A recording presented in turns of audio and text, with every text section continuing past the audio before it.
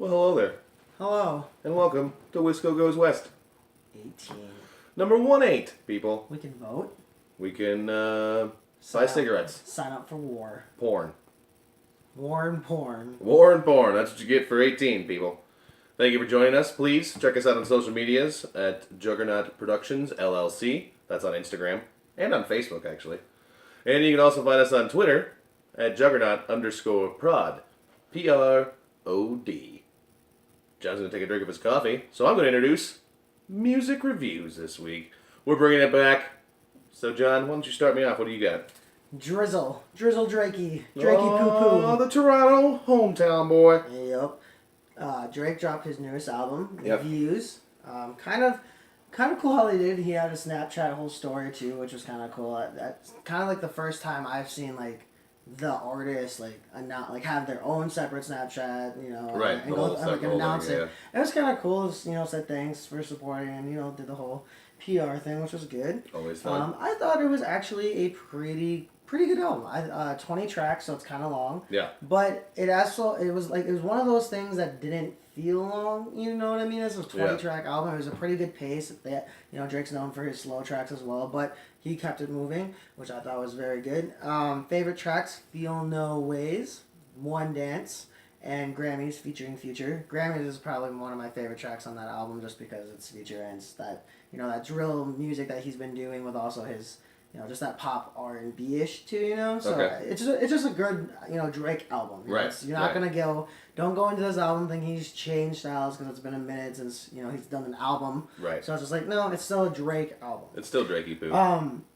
And I think he showed off his, his great production as usual, his Drake range, singing, rapping, and all, and his style is very Drake-ish and still very good. And so I give it a 4 out of 5. Woo! Go listen to it. It's only, I believe it's not going to be on Spotify up to now. Don't be cheap. It's $13. Go on iTunes. Go get Grab the it album. up. And it's still on your phone for whatever you need it. Yeah, it's easy. It's nice. How about you? I went also with some hip-hop today. And who's that? Kanye West decided to drop a new album. Chicago, Midwest. Yeah. Decided to drop a new album. I like how you did the Wilson just then. Mm-hmm. So, new album here is Life of Pablo. No. Also pretty long, 19 songs. Very anticipated. Yeah, definitely very anticipated. It clips the whole 45-minute ride up here. And, honestly, awesome. The only thing I wish, as I told you this earlier, I wish Kanye wouldn't keep trying to sing, but he's such a great producer that it doesn't matter. Yeah, right. Right. And he's got some real great, even the first song when he does sing, he's got, the auto-tunes there to make sure he's still in pitch, which I know everybody says it's cheating, but as a producer, there's still an art form to a lot of making these beats and such. Someone's job, people. It's someone's job. I'll take that job. I'll take that job. Ultralight Beam is the first song. Actually, a lot of good producing into that song. I love the hell out of it. I'm a big fan, of course, of Kendrick as well. Your boys on No More Parties in L.A. Good song as well, so go check it out. You can Spotify this one out, actually. You can Spotify this one, but if you have the means, go grab it up. Wait, so what do you give this? This, actually, producing, again, very good producing. The only downfall I'd say is like Kanye singing. Everybody else that's on it, great damn album. It keeps you guessing with all his sounds and everything, and all flows really well. Mm-hmm. It's getting a 4. It's getting a 4 out of 5. Yeah, I gave Drake 4 out of 5 as well. Yeah. Good albums. Good albums this week, people. So moving on to film and TV.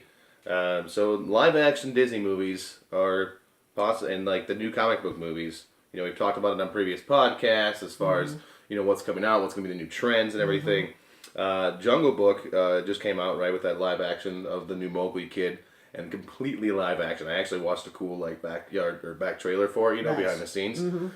Real awesome stuff. And it's Jon Favreau, so I mean, pretty good. And I guess the box offices too. Yeah, exactly. So I guess there's going to be confirmation of a Jungle Book sequel, possibly Emma Stone playing Cruella de Vil in 101 Dalmatians, and a Dumbo movie done by Tim Burton.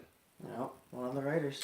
Pretty darn awesome. So the questions that I have here for you, John, is can Disney, who already gets a Star Wars cut, a Marvel cut, change the trend from comic book movies to Disney live action?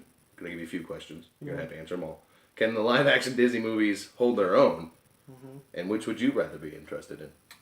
Yes, Disney can change kind of the shift of it just because, like you said, they have a cut or a hand in part of the process with all those films. So yeah, I think that it can easily change to that. I think that there's just been as much anticipation for like a live action like Aladdin, a live action like Mulan or something. And so I think people have been waiting for this for just like we were waiting for Marvel. Right. Can they hold to their own? I don't know. I think right now no, to be honest, because I just think that there's in the past with Disney movies, the bad thing that was trying to make the transition was the bad writing and stuff, and there wasn't as much time into it as the animation, it seemed. So you don't think it was the bad animation with the live action ones? I think that there's because they've already tried to do a Dalmatian one, and it was okay, but it wasn't obviously the cartoon. Right. The dogs don't talk, and Right. in the Jungle Book they do, so it's interesting that they could do that. So maybe. Yeah. But what I'd rather be interested in is comic book, just because I'm a comic book person. But I also again have been in waiting in anticipation for another Jungle Book, Alice in Wonderland type stuff. A killer live action Aladdin. To me, it would just be great. No, yeah. So there is hope because especially if you make it a little darker, maybe. Right. Especially if Tim Burton gets a hold of it, maybe. There's a lot of good stuff that could happen. Could be going on, man. Could be going on. El Sports, eh? LA Sports. So first off, Skip Bayless. Aw. You don't know us, but we know you. We are fans. Besides your LeBron hating, we are fans. And he is moving to Fox Sports, leaving ESPN and First Take, which we are huge, huge fans of the ESPN shows and talk shows and even just regular talk shows like the Dan Patrick Show. Yeah, we love them. So we just want to say congratulations. I'm moving on. We'll miss you. I'm probably not going to watch Fox though. No, not Skip Bayless. Yeah, sorry, Fox. I'm sorry. I'm not sorry though. But this week we are talking draft. Green Bay Packers draft specifically. Kind of just going through the rounds. First round, we picked up a defensive tackle. I'm only going to give position because it's long. Second round, we got an offensive tackle. Third round, outside linebacker. Fourth round, inside linebacker, defensive end, a wide receiver, and an offensive tackle.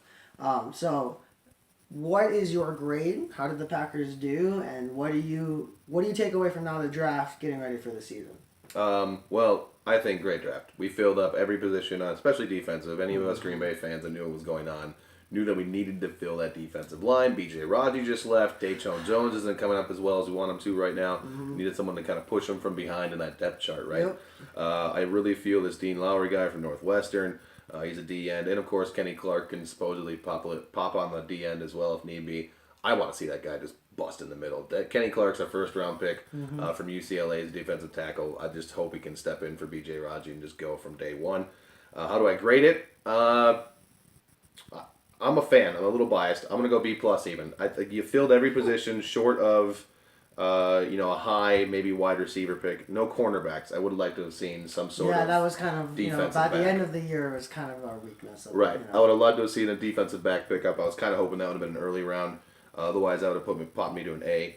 Overall thought, we got Jared Cook, so there's really no need to fill the tight ends position. Which we had, kind of mentioned and just kind of passings of each other. Is that? Yeah, and I think it's going to be a good year. We have a good team as always. Where do you put us right now? Prediction. Oof. I gotta go for gold. We're gonna make it. We're gonna make it to 51, right? I don't know if we'll win it, but we're gonna make it. Okay. That's right. That's gutsy. You watch this. That's gutsy. That's right. That's right, people. It's not even training camp. I'm calling it. Draft just. I'm a biased guy, obviously, but really, we have a great team. If they can develop it as well as they drafted here, I think we have a solid chance at having. We have the offense that we need. Jordy Nelson's coming back. Jared Cook's there. We just picked up 2 awesome offensive tackles in second round and 6th round. Who was a guy that fell from the 4th round, supposedly. Like a lot of people had him on their board in the 4th round. Randall Cobb. The Stanford guy, Kyle Murphy. And Stanford's good and known for putting out some good linemen. Big menace. So I'm excited for the team. Realistically, we'll make playoffs as always. Do we go deep into them? Of course. But if I'm gonna be bold about it, we gonna make the Super Bowl. Yeah. Politics, John. I'm gonna bring this one in for you. So it's been reported that Republican candidates Ted Cruz and John Kasich will create an anti-Trump team. So reducing his campaigning in Oregon and New Mexico. So John Kasich will basically say he's going to give up his campaigning push in those states so that Ted Cruz can have a clear run for it. And Cruz can do the same thing for Indiana so that Kasich can have a chance for it. Just to basically get these delegates, there's a super number that Trump needs to get in 1,237. If he gets that, he gets the nomination before the deadline. I just got to look at the deadline here. But if not, then that basically when the primary is over. So if not, when he has a contested convention, basically meaning that it's going to be a free-for-all again if he does not get those delegates, meaning that either Kasich or Cruz or some fourth party of possibly Mitt Romney can come in.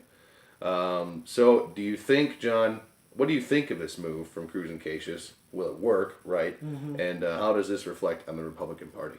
I think that it's smart. I think it's a little late for this. Like, I thought, like, if you guys started this at the beginning of all this, right. so, obviously might have had more of an impact. I think it could still work, because it is just about numbers. And if you spend less here and that person has already a popularity in there and you pull off all your campaigning there, kind of just, I believe, the way the system works, it will just lead to that. It hopefully could work, yeah. I think that it kind of reflects on just the chaos that has been, the Republican Party through this entire process. They came out with an insane number of nominees, with all different agendas. And different thought processes, and I think that in the same point, it shows what we had 3 to 4, and then it narrowed down to 2, and they're very similar in a lot of issues. Obviously, it's just their personality. A lot of it goes into it, but it just shows the chaos of it. I think, and it shows like maybe you guys still don't have a direct plan as a party, which for me, the way the system is supposed to work. If you don't have that, how are you supposed to do anything positive on the other end once you have that power? Right. But I think it could work. I think it's a smart move. If I was Ted Cruz and all of them, and I just wanted a free for all anyways, because I go for it. Yeah, exactly. Why not? It's fight or die at this point. Yeah, exactly. And so we'll see. Yeah. So moving on to some sadder news, unfortunately, in global and USA. So unfortunately, Wisconsin has again been in the dark and negative limelight of the media. There was a prom shooting in the northern part of Wisconsin, and only 2 people were injured, and then the shooter was actually killed by a police officer. Yeah. It said it was kind of just dying down, winding down, and then all of a sudden they didn't hear necessarily the guns right away, but obviously within minutes they could obviously tell what happened. Right. But it also then brings up the question, especially in our home state that is a very gun-happy state. What is your stance on gun control? What is the argument between the guns don't kill people, people kill people type of argument? And, how do you balance the right to bear arms, but versus, this obvious rate that is going up and projecting to take over a lot of, the main deaths that have been in... Yeah, teen shootings, just crimes in Chicago and stuff. Right. Well, again, first off, pretty awesome that the small school, it's like Antigo, right? It's north of Green Bay. Yep. There's like 8,000 people in this city, I believe, and so a small school, but there was a police officer in the parking lot patrolling during that prom. Mm-hmm. So well set up by the school to make sure you keep your kids safe. Stance on gun control. I don't know. I'm a fan for sport. I do understand the idea that if you're going to kill an animal and eat it and use it for everything that it can do. Everything, though. I understand, too, though. Like, I've also had some people, though, say, well, then be a real man and bow up. Do a bow. Hunt this thing. Don't do it like you did when it was actual sport or when it was actual hunting when you had to go for it. Mm-hmm. My stance on it, though, I think we should all have the right to bear arms, yes. I think there should be more of a process, though, to make sure that happens in a smart way, that we are getting a vetting, that we are some sort of, a process of going through it, not these loopholes in like gun conventions and things to that effect, Mm-hmm. Guns don't kill people, people kill people. I believe that's sort of true. There's going to be craziness, obviously, but the less guns we have on the streets, the better for that. That's been proven in other countries and other politics. Just mathematically. But I also do believe that there's also going to be crazy people. No matter how many guns you take away, there's always going to be crazy people that'll find their hands to get their hands on some, right? The balance there, that's the hardest one for me. How do you find the balance to bear arms versus the rise in teen shootings and shootings in general? Well, I don't know. Just on that last one, though, quickly, like, to me, it's all about just, like, what has worked and what isn't working and what can we try. Clearly, there's a problem. Yeah. shouldn't we just try something different? Like, even if it's a percentage better, like just a 0.5 percentage, People don't like change. We're creatures of habit, man. It's true. that's the god awful truth, and that's why I think a lot of people have their stance on gun control. No, I love my guns. They they have this conspiracy theory that the government's after them, and rightfully so. I mean, we're all in this economy state of trying to make our own, and yet we feel bearing down on our own government that's supposed to be helping us. Mm-hmm. So I get that as well. But to end that on a safer, better note, again, kudos to that school in Antigua having the police officer there. Only a couple of kids got injured, luckily. Sucks that person had to die. That was the suspect, but. That's Hey, also you're shooting kind people, of what you so get that's when you just- become a suspect. Yeah, right? exactly. That's what happens when you go and shoot up a school. So this week, Donkey of the Week. We look at the Lakers. They were granted an interview with Luke Walton from the Warriors, and then a couple days later, they announced that they're going to hire Luke Walton as their new head coach. Many people will remember Luke Walton as a Laker, who was playing and won two rings in 09 and 10, riding the pine. And one as a coach with the Warriors last year, right? Grabbed a lot of headlines when Steve Kerr went out. He went 39-4 during that run when Steve Kerr was out. But I guess, the donkey of the week aspect is, have the Lakers set up their past coaches to fail? And how much can you blame the organization versus players and coach? Well, on that second question, I blame the organization first, always. Yeah. In Major League, because we've seen this in basketball and football and baseball, Yep. of where teams just kind of go through these trends and coaches just to get to the next coach. And I think it's the point of where it's, you set the team up. You didn't put anyone for Byron Scott to have. You had an aging Kobe Bryant that barely played through this, crippled through the season. Yeah. With a bunch of young people. Like, what else were you expecting? I think it's gonna be an interesting move, just for again the Lakers. Because what if this fails? Are you just gonna go again spit out coaches? Again, that's making you the hard thing is you don't have consistency. Just like with the Cleveland Browns in football, no consistency. What is your theme? No one knows what you're doing. So I think it's a real asshole move of the Lakers though, because they kind of just gave Byron Scott the shitty team 1 year. You're friends with Kobe Bryant there. You don't get to see him go goodbye. Right. And I think it's rude. I think you didn't even try. You didn't even try. Byron Scott is a great coach in my opinion, because when he was with Chris Paul in New Orleans, they made the play like they were good teams. Yeah. And you just kind of, just hey, here's the job just because you're friends, and I'll get the fuck out because, we need to win against. That's disrespectful. You don't see that from most organizations with class. Class, people. And trust in the process. If it's going bad, it's going bad. But what were you fighting for, Lakers? Yeah. What was your hopes? What were you hoping to get a championship this year? With Kobe's retirement going out? Yeah, it's... And I just say that's part of the business. I understand it. It's a win now in every situation because there's a lot of money in it and there's a lot of things that go into winning the trophy. But it kind of makes you dickish. So Donkey. Lakers, donkey. Yes, big donkey. Big donkey. Gross. I also unfortunately surpassed it, and I don't want my fans of MLB missing it. 5 seconds of MLB. Go. Brewers are 8-15, playing the Marlins today. Unfortunately, losing right now, and gonna play the Angels Monday night. That's for your 5 seconds of MLB. Thank you all for listening. We're going to end episode 18 now. Again, come check us out on social medias. We are on Facebook at Juggernaut Productions, LLC. Also on Instagram at Juggernaut Productions, LLC. And you can find us on Twitter, tweetbird, Juggernaut_prod, PROD, as in David. Thank you again for listening. Have yourselves a great week. We'll see you next week. Very well. Bye-bye.